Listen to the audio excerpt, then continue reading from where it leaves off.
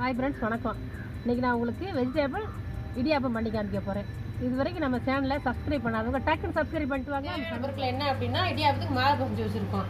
மாவு வந்து நல்லா வெண்ணெய் வச்சு பிசைஞ்சு வச்சுருங்க, இல்லைனா புளியறதுக்கு கஷ்டமாக இருக்கும். இது வெண்ணெய் வச்சு பேச சாஃப்டாகவும் இருக்கும். இது வந்து கேரட்டு நறுக்கி வச்சுருக்கு, இது பீன்ஸு, பச்சை மிளகாய், கருவேப்பிலை, தக்காளி, பல்லாரி வெங்காயம், இது மஞ்சள் பொடி, மல்லிப்பொடி, மிளகாய் பொடி தேவையான காஞ்சிருச்சு. இப்போ நம்ம கடலைப்பருப்பு போட்டுக்குவோம். அப்புறம் பிளேஸாக சிவப்பாகவும் கடவுந்த பருப்பு சேர்த்து வெங்காயம் போட்டு இந்த மாதிரி பொன்னிறமாக வறுத்துங்க. வெங்காயம் வதங்கவும் கருவேப்பிலை சேர்த்துக்குங்க.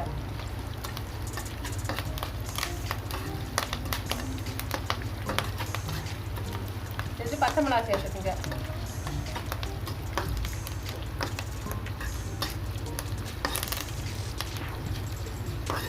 வெங்காயம் வந்து உங்கள் தேவைக்கு எவ்வளோ வேணுமோ சேர்த்துங்க. இஞ்சி பூண்டு விழுது வேணுங்கிறவங்க சேர்த்துக்கலாம். நான் சேர்க்கல, நீங்கள் வேணுன்னா உங்களுக்கு விருப்பப்பட்டால் நீங்கள் சேர்த்துக்குங்க. வெங்காயம் வந்து கரை விடாமல் கோல்டுகளாக வர அளவுக்கு வறுத்துங்க. இப்போ நம்ம தக்காளி சேர்த்துக்கலாம்.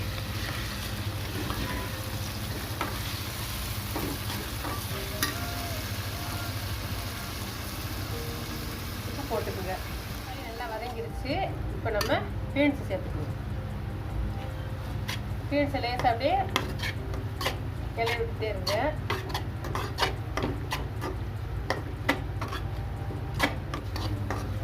பீன்ஸு போட்டு நல்லா கொஞ்ச நேரம் அப்படியே கிண்டி விட்டுட்டே இருங்க. அது பிறகு கேரட் சேர்த்துக்குங்க. கேரட்டு தக்காளி எல்லாம் அப்படியே மிக்ஸ் பண்ணுற அளவுக்கு அப்படியே கிண்டி விட்டுட்டே இருங்க.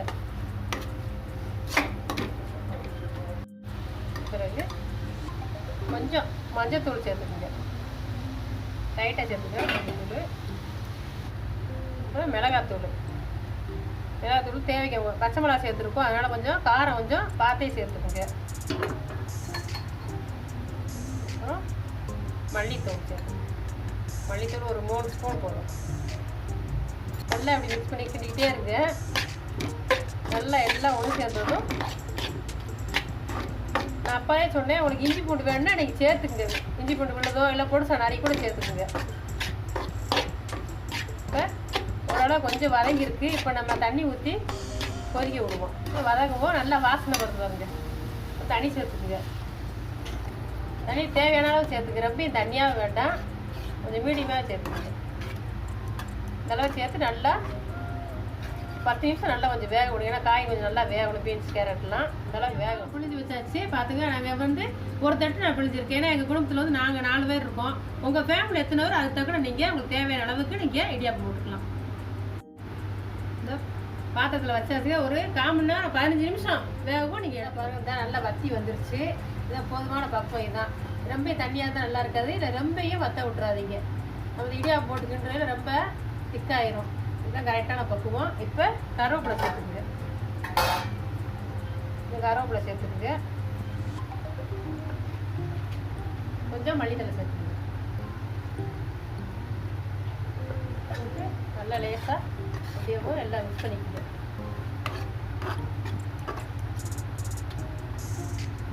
போதுமான பக்குவம். இப்போ நம்ம இடியாப்பம் வந்துருச்சு பார்ப்போம்.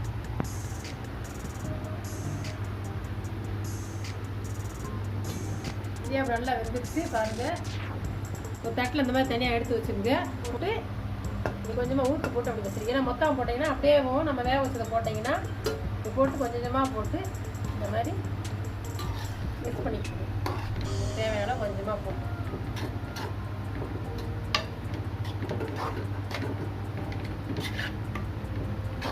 கொஞ்சமாக அப்படியே கிளறி விட்டுட்டே இருங்க.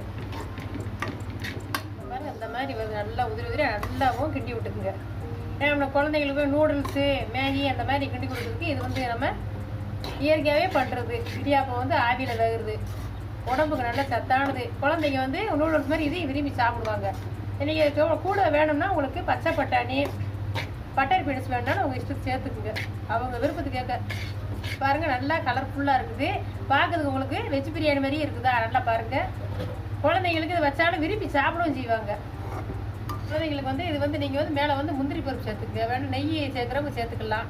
நெய்யில் நல்லா முந்திரி பருப்பை நல்லா வறுத்து பொன்னிறமாக ரொம்ப கருப்பு விட்றாதீங்க. பொன்னிறமாக வறுத்து மேலே நல்லா போட்டுக்குங்க. குழந்தைங்க வந்து நல்லா விரும்பி சாப்பிடுவாங்க.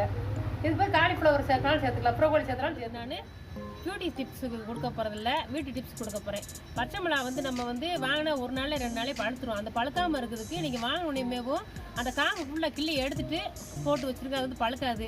அதுமாதிரி மல்லித்தலை வந்து தூரோடே போட்டு ஒரு டம்ளரில் எதுலேயும் நீ தண்ணியை ஊற்றி ஃபுல்லாக தண்ணியை ஊற்றி அதுக்குள்ளே முங்குற மாதிரி போட்டு வச்சுருங்க, வேறெல்லாம் முங்குற மாதிரி. ஆனால் தண்ணி வந்து டெய்லி மாற்றிருங்க. மாற்றி அந்த மாதிரி வச்சுன்னா ஒரு வாரத்துக்கு உங்களுக்கு மல்லித்தலை அப்படி பசப்பாகவே இருக்கும். இந்த வெஜிடபிள் இடியாப்பம் உங்களுக்கு பிடிச்சிருந்துச்சுன்னா லைக் பண்ணுங்கள், ஷேர் பண்ணுங்கள், மறக்காமல் சப்ஸ்கிரைப் பண்ணுங்கள். டவுட் இருந்தால் கமெண்ட் பண்ணுங்கள். அடுத்த சமையலில் சந்திப்போம்.